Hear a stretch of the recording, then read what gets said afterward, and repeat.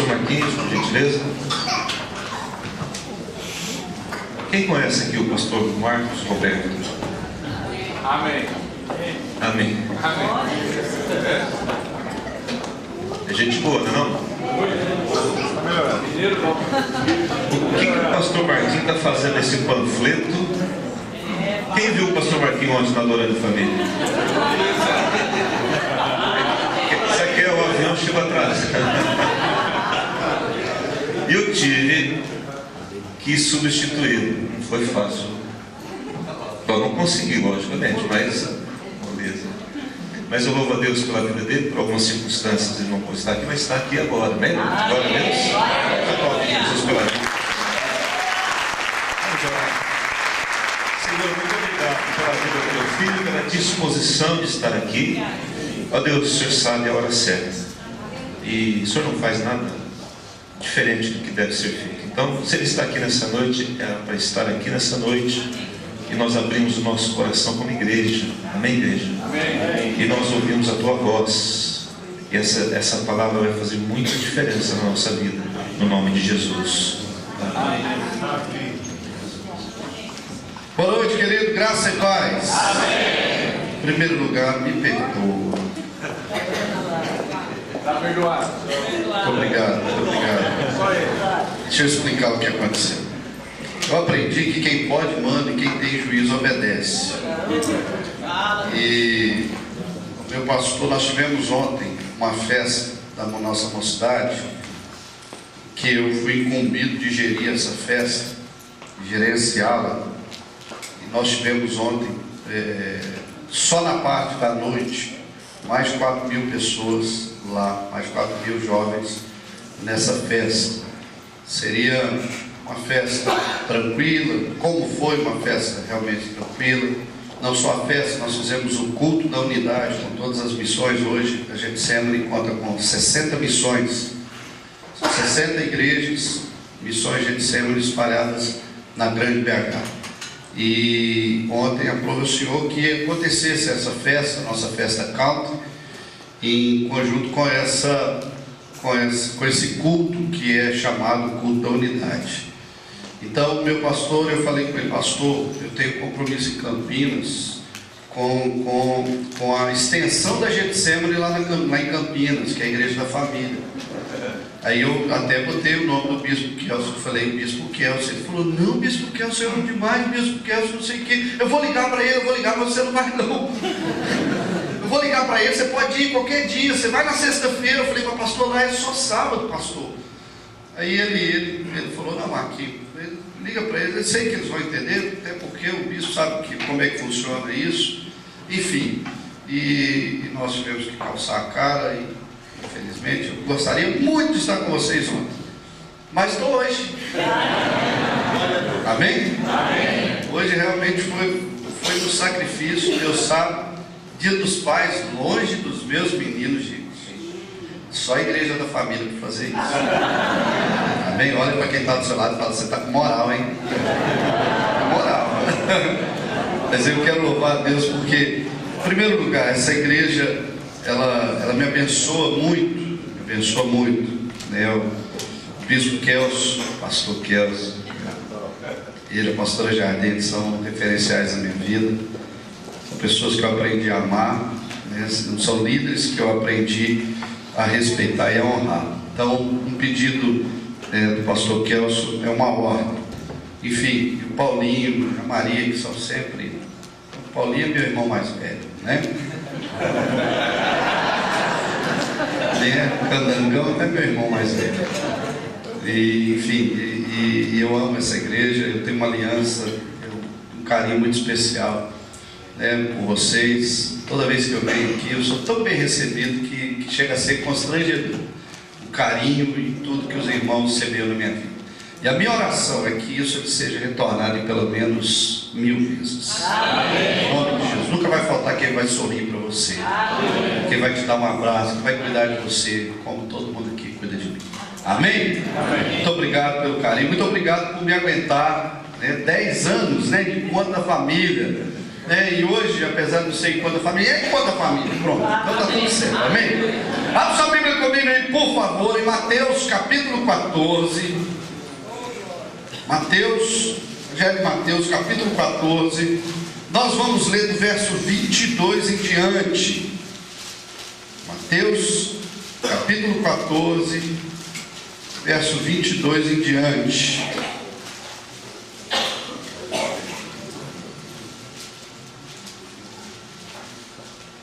Podemos ler? Amém. Vamos lá.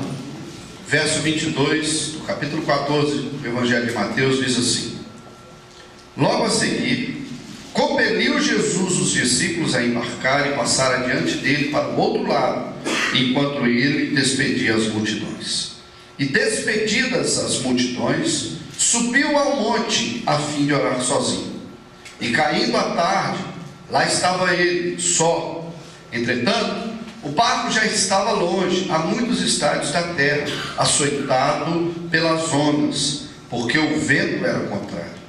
Na quarta vigília da noite, foi Jesus ter com eles, andando por sobre o mar. E os discípulos, ao verem-no andando sobre as águas, ficaram aterrados e exclamaram: é um fantasma! E tomados de medo, gritaram. Mas Jesus imediatamente lhes disse: Tende bom ânimo, sou eu, não temais. Respondendo-lhe Pedro, disse: Se és tu, Senhor, manda-me ir ter contigo por sobre as águas. E ele disse: Vem. E Pedro, descendo do barco, andou por sobre as águas e foi ter com Jesus. Reparando, porém, na força do vento, teve medo, e começando a submergir, gritou: Salva-me, Senhor! E prontamente Jesus, estendendo a mão, tomou-o e lhe disse: Homem de pequena fé, por que duvidaste?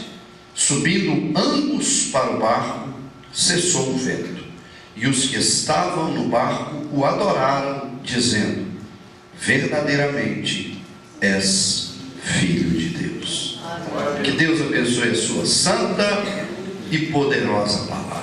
Amém. Esse texto, esse relato muito gostoso, muito interessante, de algo acontecido na caminhada de Jesus com os discípulos. Diz a Bíblia, isso aqui depois da primeira multiplicação dos pães, diz a Bíblia que Jesus deu uma ordem para os discípulos, falou com eles: ô gente, bota a violinha no saco e me espera lá do outro lado, enquanto eu vou resolver aqui atender todo mundo que tem que atender, porque Jesus era extremamente atencioso. E então os discípulos fizeram como Jesus ordenou, como Jesus havia orientado, e a Bíblia diz que logo depois que Jesus atendeu todo mundo, despediu todo mundo, foi todo mundo para sua casa, Jesus foi ter um tempo de oração, ele subiu para orar. E diz a Bíblia que então os discípulos já estavam no mar, estavam já distantes da terra. Passei por esse mar da Galileia, eles já estavam distantes da terra, e a Bíblia relata que o vento era contrário, o mar não estava muito bom para navegação, mas enfim, eles estavam ali, até o momento em que Jesus resolveu ir ao encontro deles. Diz a Bíblia aqui, na quarta vigília da noite, ou seja, entre 3 e 6 da manhã. Imagina, na madrugada, no meio do mar, lugar escuro, de repente vem Jesus andando por sobre a água. Diz a Bíblia que os discípulos olharam e a primeira coisa que fizeram: deram chilique. Diz a Bíblia que eles gritaram, ficaram aterrados de medo, e eles ficaram tão assustados com aquela experiência que eles estavam tendo, que eles pensavam de longe que era Jesus. Não, isso era um fantasma, e morrendo de medo. Imagina os discípulos.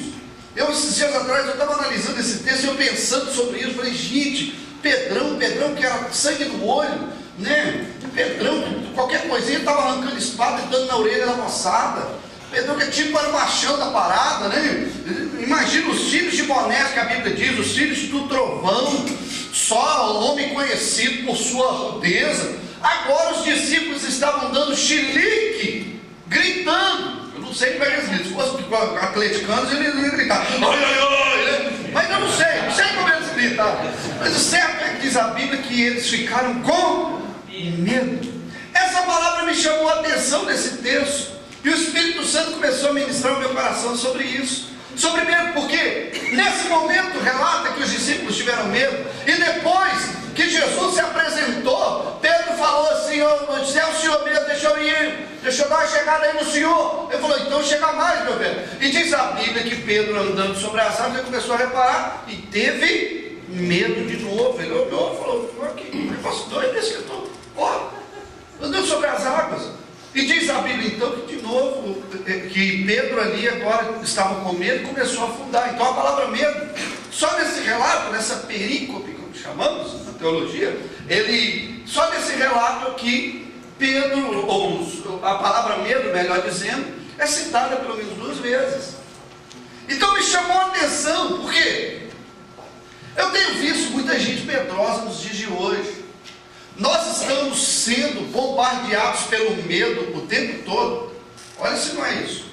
Essa semana eu estava pregando numa cidade e antes de sair para o culto, no hotel, eu liguei a TV no Datena, né? O Datena quase até sangue na TV.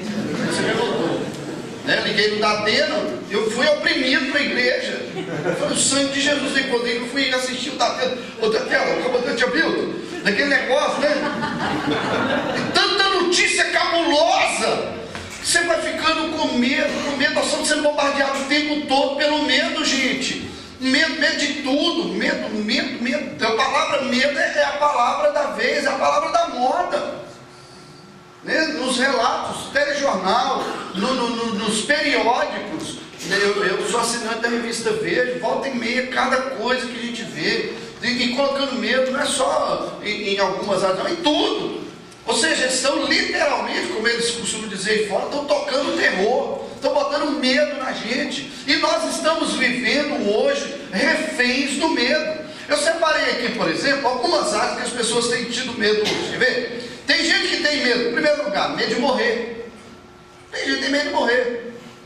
É interessante que eu era uma pessoa assim. Eu chorava, com 18 anos, eu acho que eu já contei isso aqui na juventude, com 18 anos eu dormia com a luz acesa, na paz do Senhor. Eu não tinha vergonha, porque eu queria passar a vergonha do que o medo que eu passava com luz apagada, pastor. Eu morria. Mas por que eu fiquei assim? Porque uma vez eu tive uma experiência demoníaca. O Satangos apareceu para mim. Eu era normal, eu era tranquilo, né? Eu era garoto, sei lá, 12, 13 anos de idade, e eu tive uma visão meio cabulosa. Eu morava na minha casa, na casa dos meus pais, tinha um barraco no fundo, uma casa no fundo, e eu dormia lá. Afinal de contas, já estava adolescente, né? E minha irmã dormia no único quarto que tinha na casa, né? Fora o quarto dos meus pais, e eu me botaram lá junto com os cachorros. Menino normal, né? Aí, beleza. Um dia eu tive uma experiência aterrorizante. Eu vi o espírito maligno. E aquilo ali me marcou de tal forma. Naquele dia, eu com 13 para 14 anos, eu dormi agarrado no pé da minha mãe. Eu dormia entre meu pai e minha mãe assim, agarrado. E não tinha quem me tirasse. Meu pai podia me bater, que eu não saía de lá. Ainda bem que ele não acordou. Então, então, depois dessa experiência, eu fiquei com muito medo, tinha medo de morrer, porque era a incerteza do que aconteceria comigo pós-morte. Eu não sabia se eu ia voltar no pé de pimenta, eu não sabia.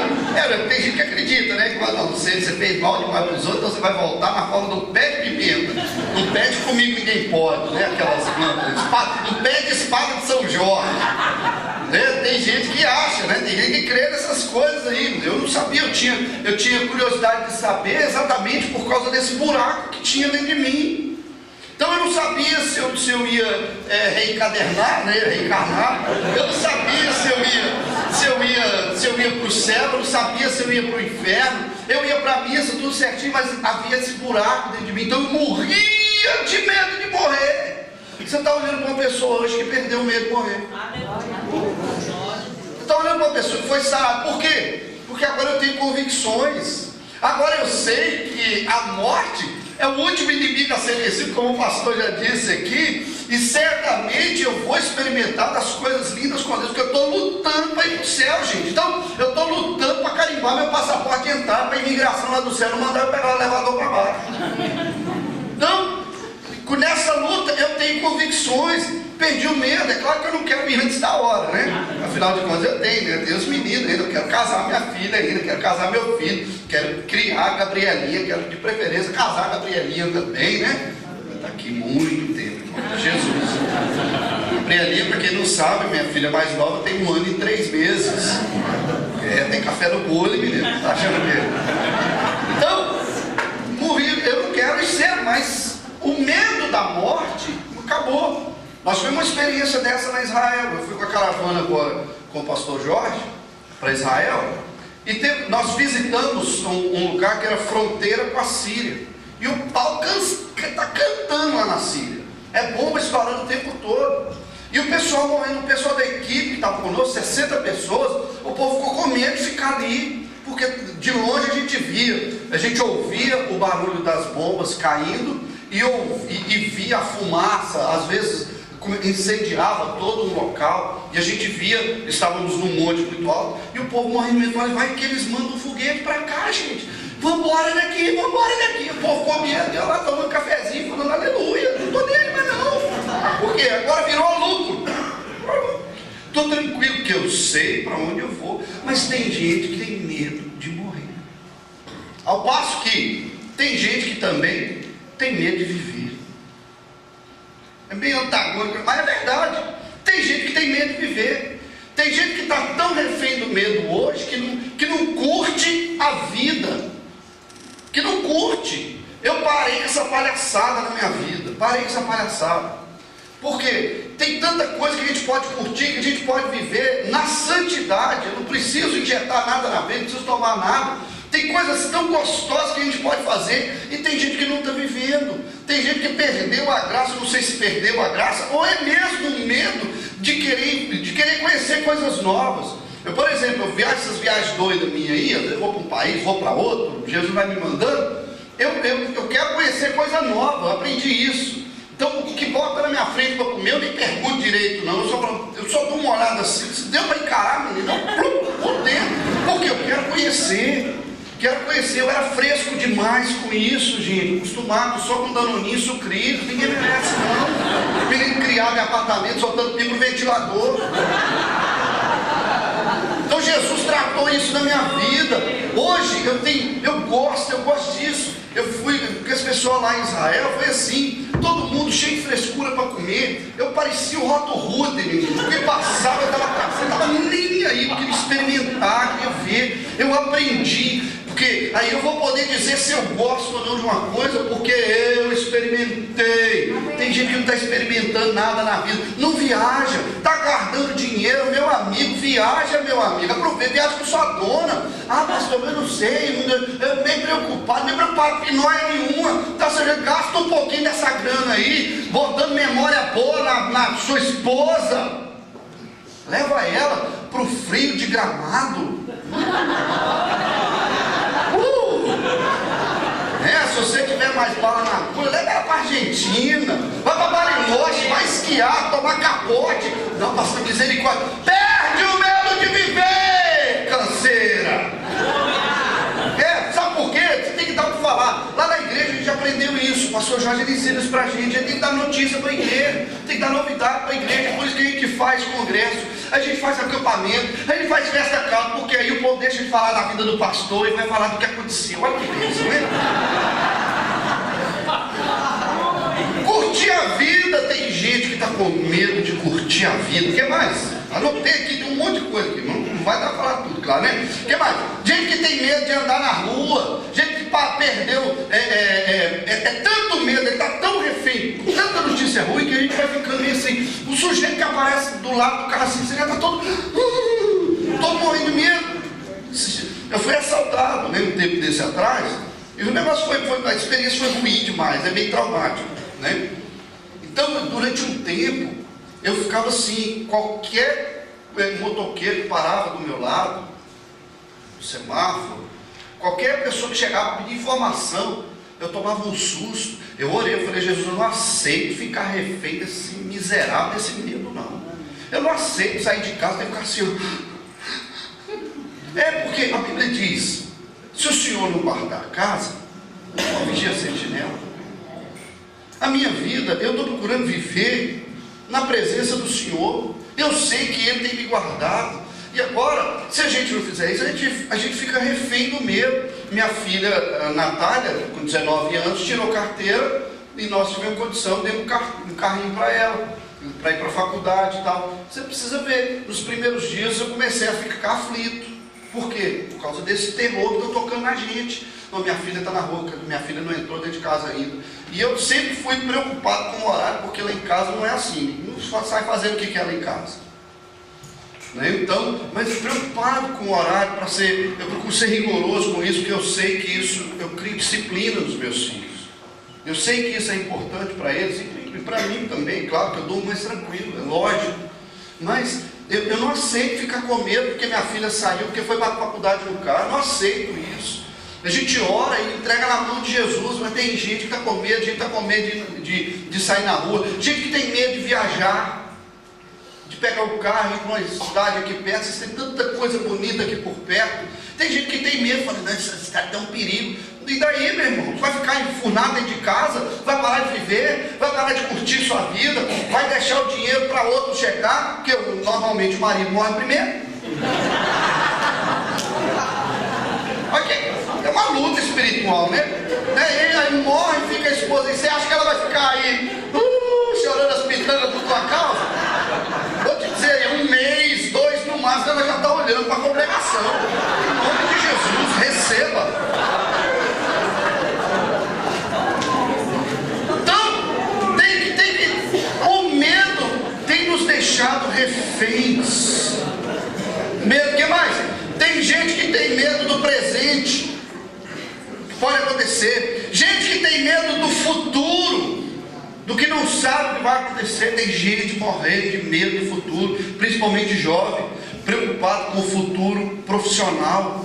Gente que saiu da faculdade, quem sabe ainda não está militando na sua área de trabalho. Eu sei, o mercado ele bota medo na gente mesmo, mas tem que lutar. Nós não podemos ser refém do medo, nós não podemos deixar de avançar por causa do medo. O que mais? Medo de ficar enfermo. Você já viu que tem gente que guarda dinheiro para enfermidade? Tem gente que guarda dinheiro para enfermidade.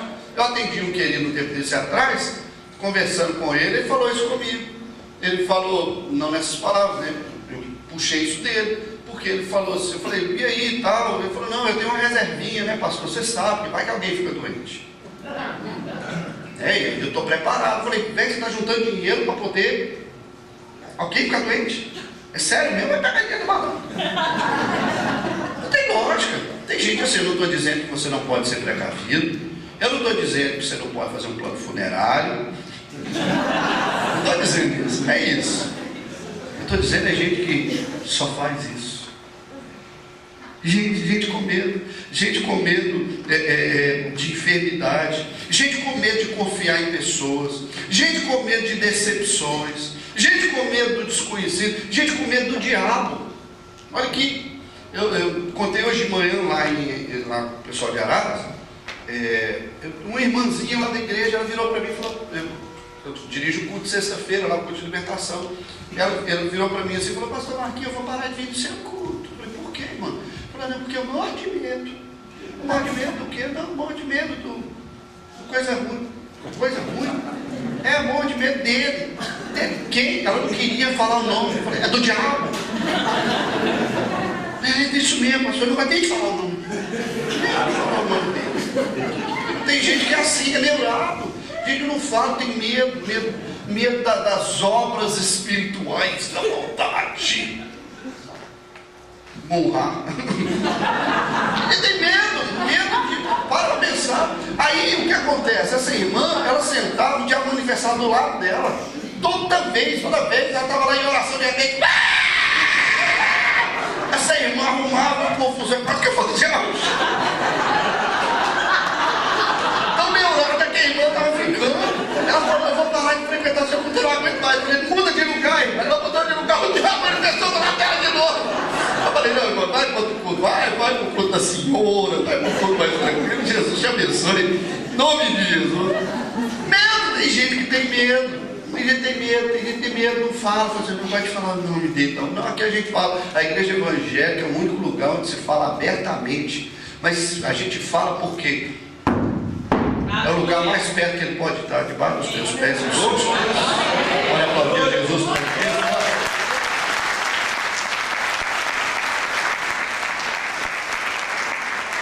Eu podia citar um monte de áreas que as pessoas estão com medo.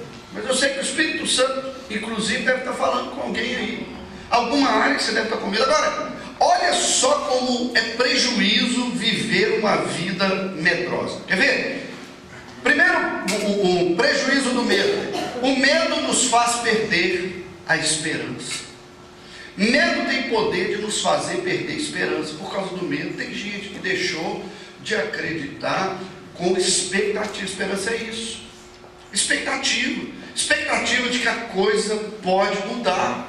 O medo tem feito isso com as pessoas, tem paralisado a esperança, tem matado a esperança. As pessoas deixam de ter expectativas boas. Infelizmente as pessoas estão tão assim. Você pode perguntar para qualquer pessoa sem Jesus, você vê que as expectativas delas são todas medrosas. Gente que não tem rumo. Mas para quem é servo de Jesus, nós podemos esperar coisas boas, porque quem manda na nossa vida é Deus. A última palavra na nossa vida não é do médico. A última palavra na nossa vida não é do governo. A última palavra da nossa vida financeira não é do ministro das finanças. Nada disso. A última palavra para quem serve a Jesus vem de Deus. Deus muda a história para nos abençoar. Isso aí, eu podia abrir aqui o microfone. Eu sei que tem um monte de testemunho de gente que creu contra a esperança. Olha só que a Bíblia usa essa expressão, crer contra a esperança, a expectativa de que algo vai acontecer de forma abençoadora na nossa vida. O medo tem poder de paralisar ou de nos fazer perder a esperança. Segundo lugar, o medo turva a nossa visão de futuro. O medo, ele turva, é igual neblina na estrada. Uma vez eu estava voltando para Belo Horizonte, uma neblina louca, uma dessas viagens, uma neblina que ele não conseguia enxergar nada, pouquíssimos metros à frente do carro. Então, o que nos foi de ajuda na época é que a estrada tinha aquelas tartaruguinhas coloridinhas assim. Então eu mirei o carro na tartaruguinha daquela ali e falei, é aqui que eu vou, e vou embora. Mas você não vê nada lá na frente. Quando vê qualquer coisa, vê uma curva, ela já está em cima.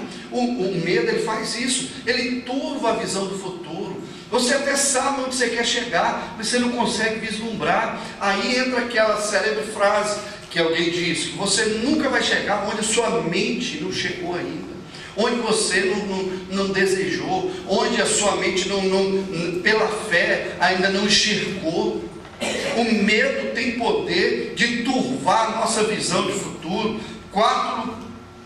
Terceiro lugar, o medo trava o nosso crescimento. Tem gente que não cresce por causa do medo. Profissionalmente falando, por exemplo, tem gente que não cresce profissionalmente falando, por quê? Nós temos um mercado extremamente volátil.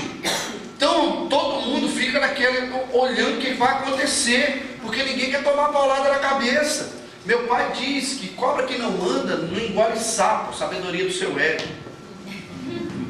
É mais ou menos assim. Tem hora na nossa vida que nós temos que ousar algumas coisas. Eu vi agora um jovem meu lá fazendo isso. Ele tinha lá o esqueminha dele, tudo tranquilo, mas crescimento, visão de crescimento, nada.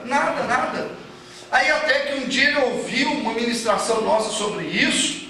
E ele falou, não, eu não posso ficar dentro de uma caixinha, eu não posso limitar o meu crescimento. E ele então começou a ousar, se tornou um jovem, um dos mais prósperos da igreja. Imagina um jovem com 20 e poucos anos, ganhando mais de 25 mil reais por mês.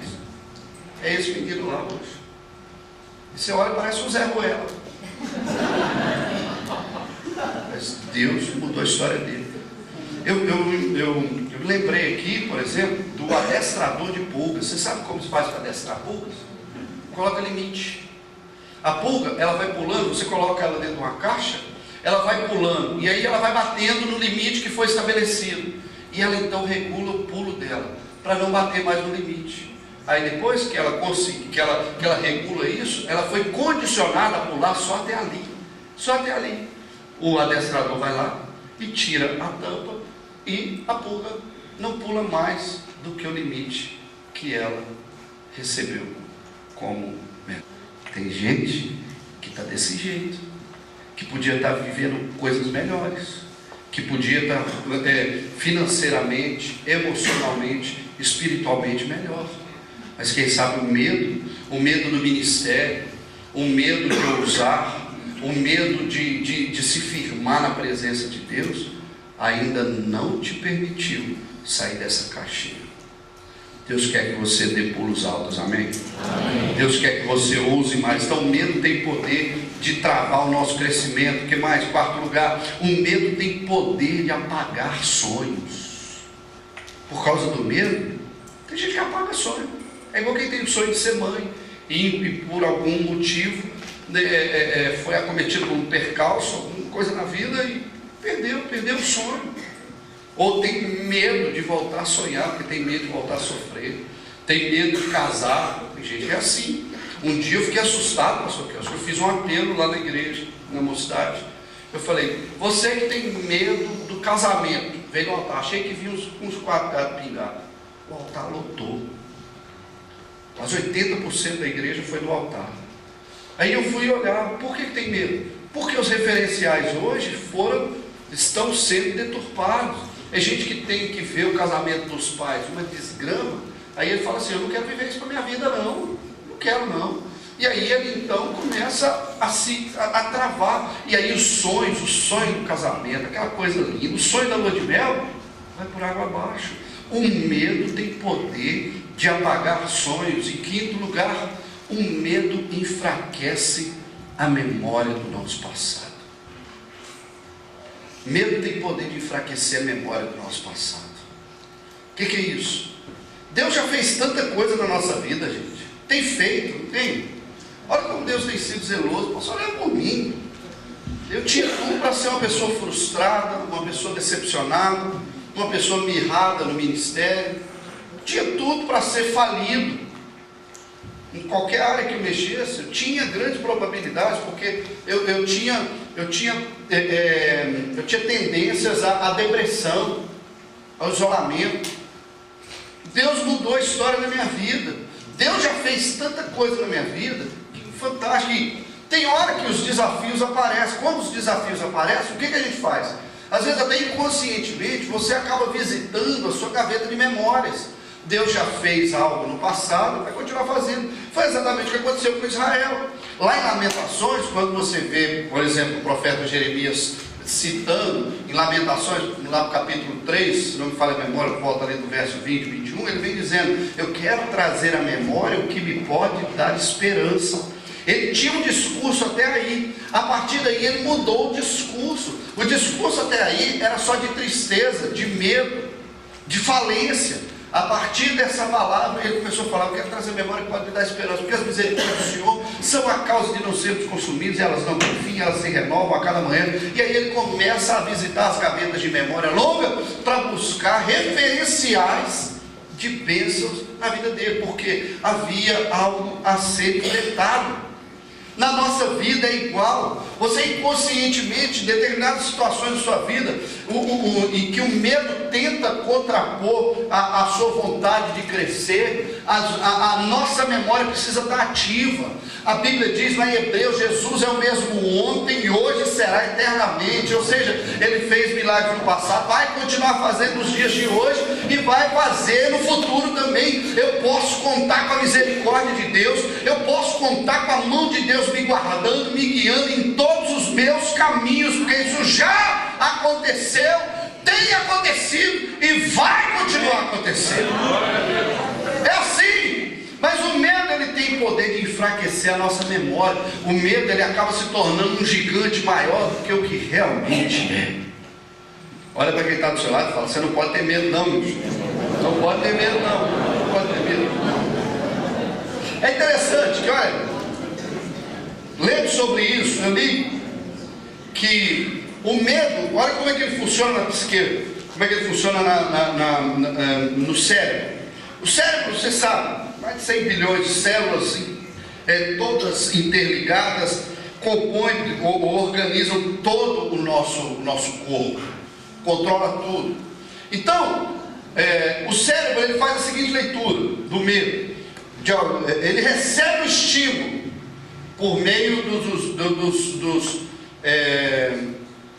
da visão, da audição, do olfato, do paladar. Ele recebe o estímulo, ele faz essa leitura do estímulo, para então, se for uma situação de medo, algumas ações do cérebro são autônomas, ou seja, você não tem controle sobre elas. É por isso que você vê que o coração palpita, porque é o corpo agindo em o cérebro mandando substâncias para o organismo para poder agir na situação de medo. Então é interessante isso aqui, de forma automática, o coração ele acelera, a adrenalina é injetada, porque para você tomar a decisão, se vai fugir ou se vai enfrentar aquela situação, o corpo se prepara para uma tomada de decisão. É assim que funciona.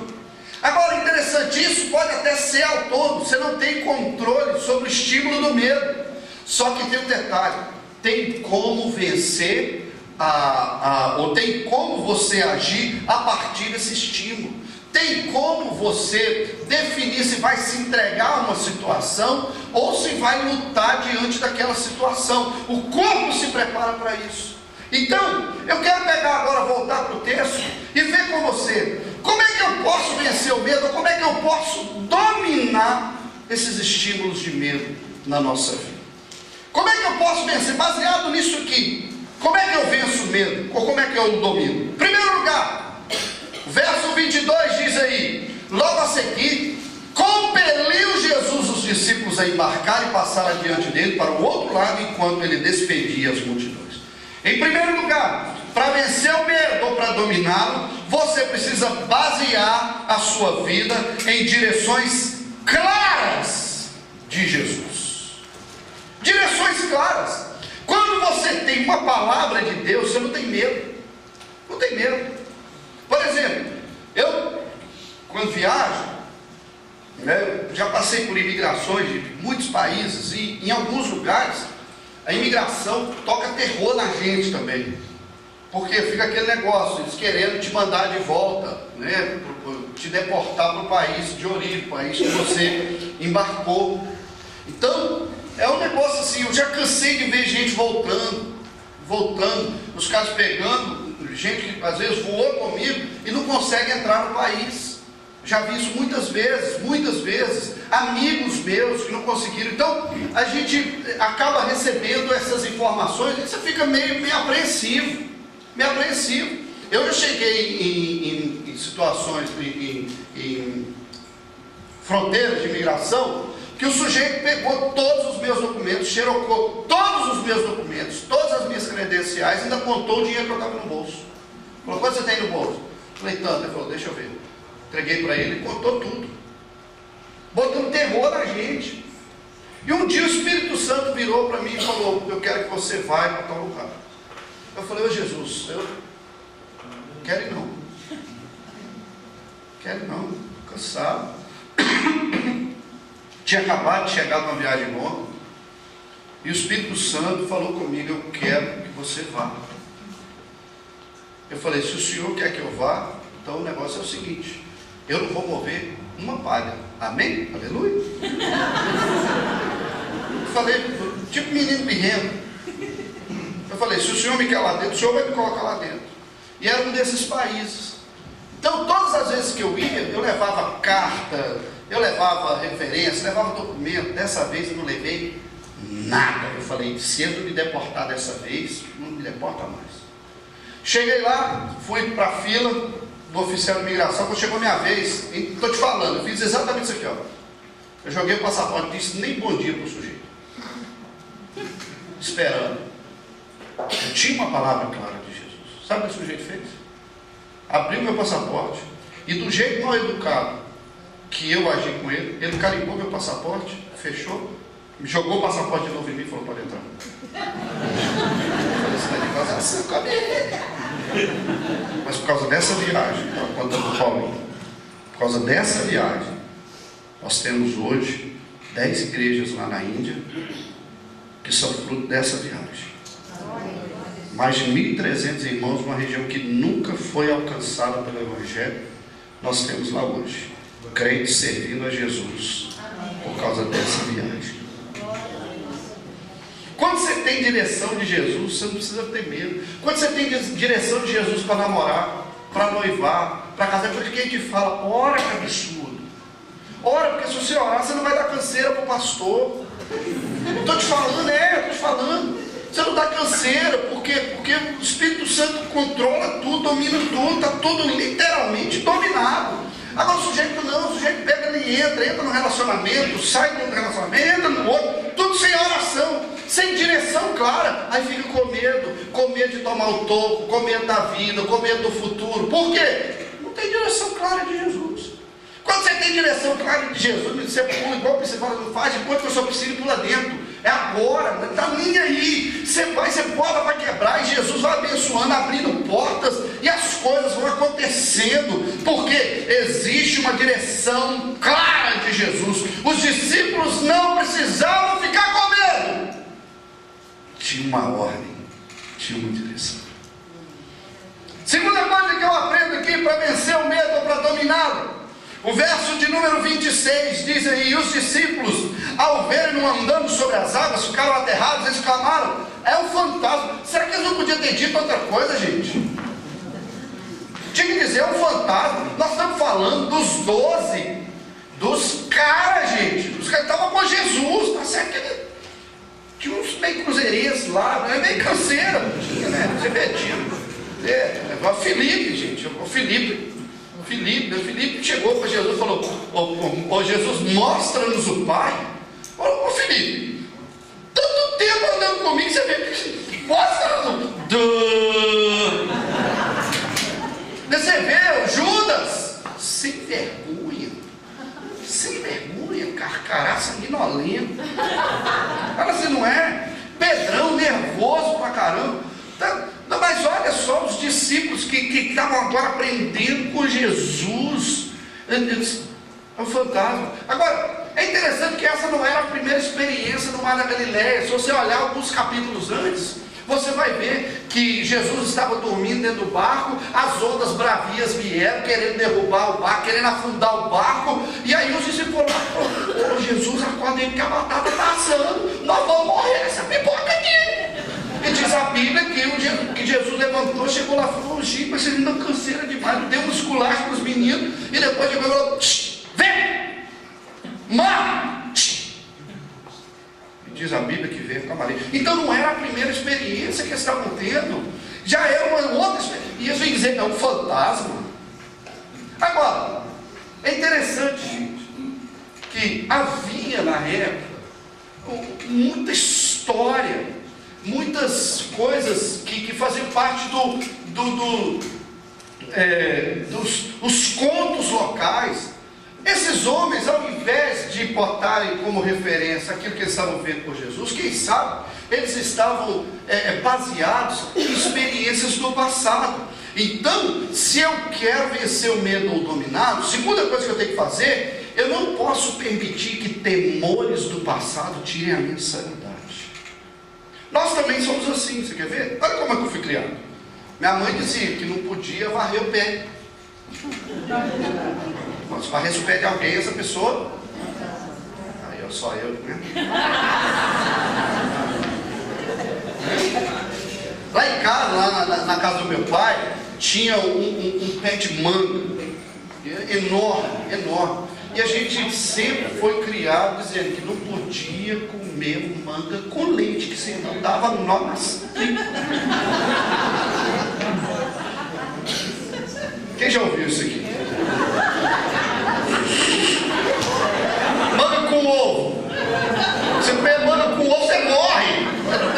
Não dá tempo nem de você acabar de comer. Então, era o terror. Tocava terror na gente. Eu tive coragem de tomar, na época, eu não tive coragem de tomar suco de manga com leite, que é a coisa mais fantástica do mundo. Outra coisa, tomar banho depois de almoçar ou depois de jantar. Você está vendo como nós somos coisas que foram semeadas na nossa vida? Tomar banho, minha mãe falava assim, minha avó era uma neura, gente. Minha avó era uma neura. Minha avó falava assim, não, você morre, não pode, vai constipar, vai travar tudo. Ela inventava uma história que eu fiquei tão assim, que até pouco tempo atrás eu ainda guardava um pouquinho esse princípio. Mas aí a vida foi se tornando tão corrida que hoje em dia eu já estou com o pé dentro do poste do banheiro, acabando de comer, e tá tudo certo, e não morri. O que mais? Sandália virada.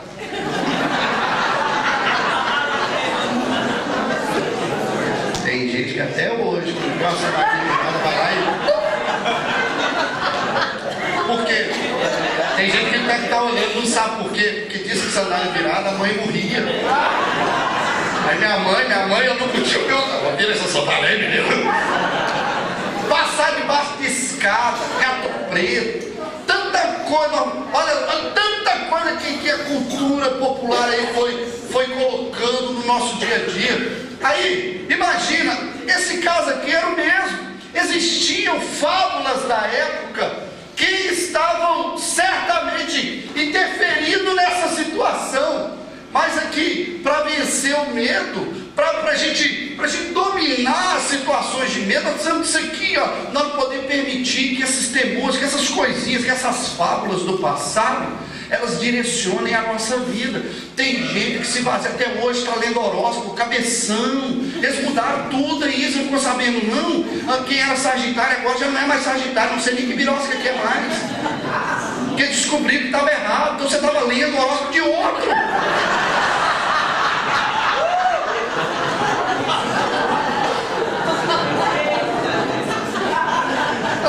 É um negócio assim que, sinceramente, eu falo sério, estava lendo o horóscopo de outro. Você não pode. Você tem que ter sanidade para poder decidir as coisas. Não pode decidir baseado nas fábulas. Não pode decidir baseado nos temores que foram colocados pela sociedade. Existem alguns estigmas que são colocados e nós não podemos aceitar. Por exemplo, empresa só dura 2 anos, está queimado, isso, a sua empresa vai durar muito e vai ser próspera, vai ser abençoada em nome de Jesus. Podia falar um monte de estigma desses que a sociedade tenta colocar para tirar a nossa sanidade. Mas para vencer o medo, você não pode permitir que esses temores tirem o seu bom senso na hora de decidir. Amém. Terceiro lugar, o verso 30. Aí nós já passamos aí para Pedrão. Jesus falou, sou eu, gente, para de dar chilique, sou eu. Aí Pedrão, normal, né? Pedrão simples, ele, né? Você é o senhor mesmo? Deixa eu ir aí. E diz a Bíblia, que Deus falou, então vem. Aí o verso 30 diz aí, reparando, porém, na força do vento, ele teve medo e começou a submergir. E gritou, salva-me, Senhor. Olha aqui, gente, que coisa. Enquanto Pedro estava olhando para Jesus e estava baseado numa palavra de Jesus, ele estava indo bem. A partir do momento que ele começou a analisar, que ele começou a olhar de forma analítica tudo que estava acontecendo, ele começou a falar assim, velho, que negócio maluco é esse? E foi andando, e diz a Bíblia que ele reparou na força do vento. E ele começou então a afundar. Enquanto ele estava olhando para Jesus, estava indo bem. Quando ele tirou os olhos de Jesus. Terceiro lugar, para vencer o medo ou para dominá-lo, não desvie os seus olhos de Jesus. Nunca. Continua olhando para Ele. É por isso que a Bíblia diz, olhando para o autor e consumador da fé. Se você começar a olhar para os homens, se você está na igreja por causa do pastor Marquinhos, do pastor Kelso. É claro que existem referenciais. O apóstolo Paulo disse: sede meus imitadores, assim como eu sou de Cristo. Eu sei que existe, mas guarda a proporção do que eu vou te falar. Tem gente que fica decepcionado com uma pessoa e sai da igreja. Tem gente que fica decepcionado com o líder e desvia. É por isso que tem muita igreja, gente. Porque Jesus permite muita igreja, porque não deu certo. Você não gosta do pastor Marquinhos pregando? Não tem outra igreja, tem outro pastor pregando lá. Ele é mais certinho, muito melhor. Eu sei que é melhor, mas tem gente que ainda consegue me aturar. E vai continuando, vai aguentando, e está tudo certo, aleluia, né? Tem gente que gosta do pastor certinho, todo pintadinho, tipo o pastor Kelso, todo. Isso é uma elegância sempre, né? Um negócio fora de sério. Tem gente que não, ele gosta de esculachar igual eu mesmo, assim, está tudo certo também. Então, Jesus permite, deixa muitas igrejas aí de tudo que é jeito, porque para você não precisar desviar. Agora tem gente que é canseira demais, o pastor não visita, ele fala: vai logo, visita, o que você está esperando? Dá trabalho demais, por quê? Porque você está olhando para os outros, está olhando o que as pessoas estão fazendo e deixando de olhar para a obra que já foi feita. É interessante que a gente gosta de, a gente tem a tendência de supervalorizar os defeitos em detrimento das qualidades que cada um tem. E quando você estiver olhando para Jesus, meu amigo, você vai continuar firme. A igreja vai continuar firme. Enquanto você estiver com seus olhos em Jesus, você vai continuar andando sobre as águas, vai continuar vendo milagre. Agora, no dia que você tirar os olhos de Jesus, você prepara para afundar. Você não pode tirar os olhos de Jesus. E em quarto e último lugar para a gente orar: como vencer o medo ou dominá-lo? Olha o que diz aí o final do texto, o verso 32 diz aí: subindo ambos para o barco, o vento cessou. E os que estavam no barco adoraram, dizendo: verdadeiramente és filho de Deus. Se você quer dominar o medo, vencer o medo, está aí, ó. Simples. Garanto que está tomando o mesmo barco que Jesus está. Vamos falar sério, tem muita barca furada hoje em dia. Muita barca furada. Cadê o pessoal do louvor? Pode ir. Tem muita barca furada hoje em dia, gente. É tanta canseira. Esses dias atrás eu estava vendo uma campanha de uma igreja aí, que o sujeito tinha que entrar dentro da lama para poder tipificar que Jesus ia resgatá-lo do lamaçal. Tem que segurar minha língua. O apóstolo Paulo disse assim: cada um viva segundo alcançou do Senhor. Então tem coisa que a gente não questiona muito. A gente olha e fala assim: puxa vida, não precisava disso, não precisava. O cara, eu vi, ninguém me contou, eu vi, eu assisti. O pastor que Deus era para dar 7 mergulhos no rio. Ele pegou a parábola, o texto de Naamã, e ele foi fazer isso no Rio Tietê, lá em São Paulo. Eu vi ele dando, só que ele deu um mergulho só. Eu quase que eu mandei um e-mail falando: são 7. Ele deu só um. Gente, mas ele falando: eu estou nesse rio, pô, aqui, a gente não vou mergulhar. E ficou ensaiando de mergulhar até a hora que ele teve coragem, blá, mergulhou e saiu. E já saiu. Eu tinha que lembrar ele: são 7. Então tem gente que faz. Fazer o quê? Tem barco de todo jeito hoje, gente. Eu não estou dizendo que esses são furados ou não. É esse o pensamento. O pensamento é análise. Porque Jesus não quer que você tenha uma fé idiota. Uma fé consciente. O passo para Jesus não é um passo no escuro. A fé, diz a Bíblia, é a certeza das coisas que se esperam e a convicção de fatos que não se vê. Não é um passo no escuro, é um passo na certeza de que Deus tem cuidado de mim e de você. A gente vence o medo garantindo que nós estamos no barco certo. Qual que é o barco certo? O barco certo é aquele que cumpre a palavra de Deus. O barco certo é aquele que vai te levar para mais perto de Deus, não é para balada. O barco certo é aquele que vai te deixar melhor esposo, vai te transformar no melhor esposo, numa melhor esposa, que vai te transformar no melhor filho, numa melhor filha, que vai te transformar no melhor servo do Senhor, consciente, abençoado, abençoador. O barco certo é aquele que vai te levar para o céu, é aquele que vai garantir a sua entrada no céu. É por isso que a Bíblia diz lá em João capítulo 1: a todos quanto o receberam, falando de Jesus, deu-lhes o poder de serem feitos filhos de Deus. Deixamos de ser criaturas para nos tornarmos filhos de Deus por causa de Jesus. É o barco que Ele está, é o barco que vai garantir felicidade na minha casa, é o barco que vai garantir saúde na minha família. Por que você acha que tem essa estatística louca aí no mundo de destruição das famílias?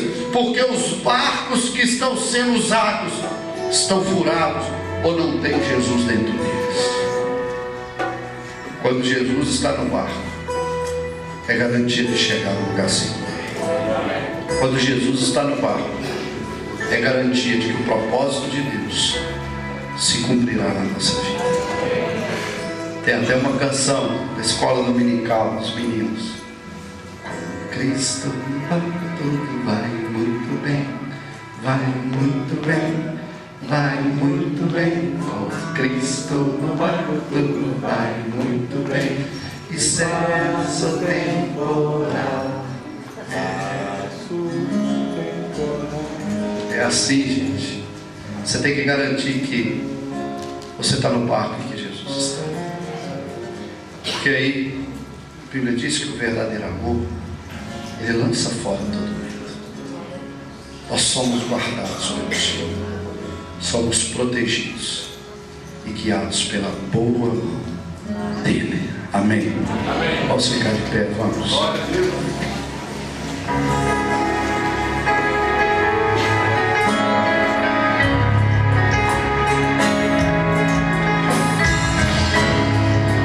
Feche seus olhos, feche. Feche seus olhos e comece a analisar a sua vida. Comece a analisar o que você tem vivido. Será que você tem sido refém do medo? Será que você tem sido refém do que tem sido dito todos os dias pelos jornais, pela mídia impressa, pela mídia radiodifundida, televisionada?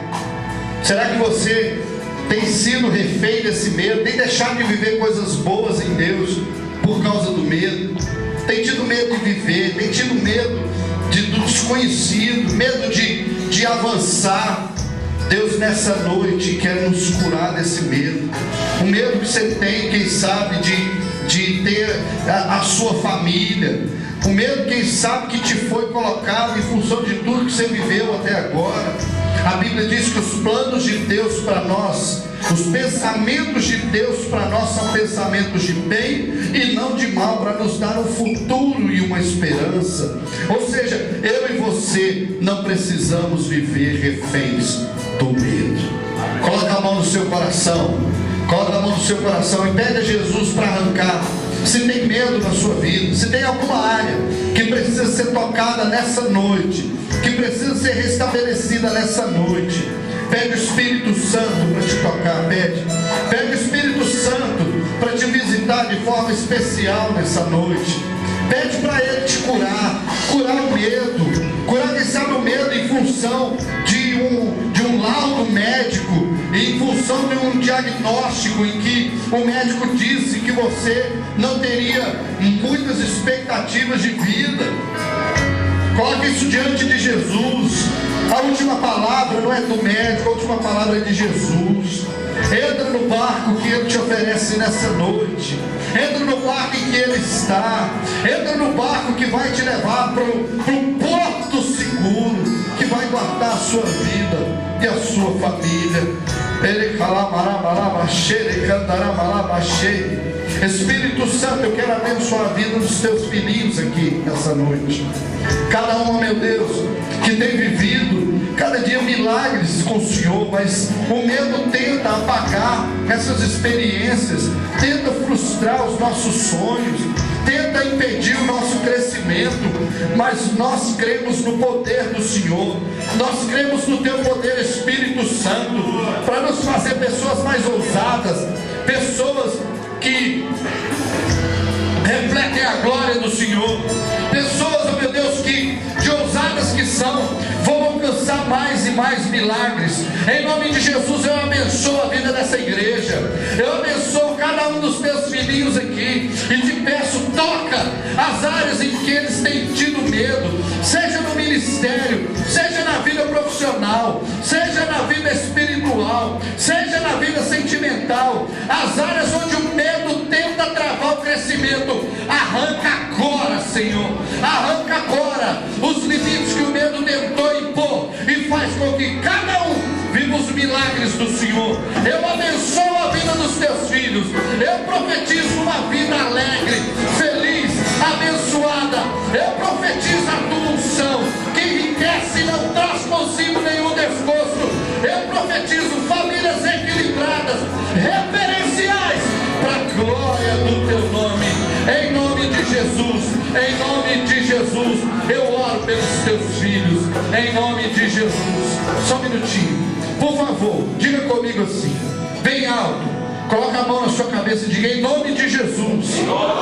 O medo que tentou tirar o melhor de Deus da minha vida, eu rejeito agora, eu arranco os limites que o medo tentou impor, e eu tomo posse da palavra do Senhor para me salvar, para me abençoar, para me fazer um instrumento de vitória nessa terra, em nome de Jesus. Amém. Dá um aplauso bem forte. Aleluia. Dá um abraço quem está do seu lado e fala: o medo não vai te impedir de crescer, em nome de Jesus. Fala com ele, com ela, em nome de Jesus, pastor Guedes. Amém.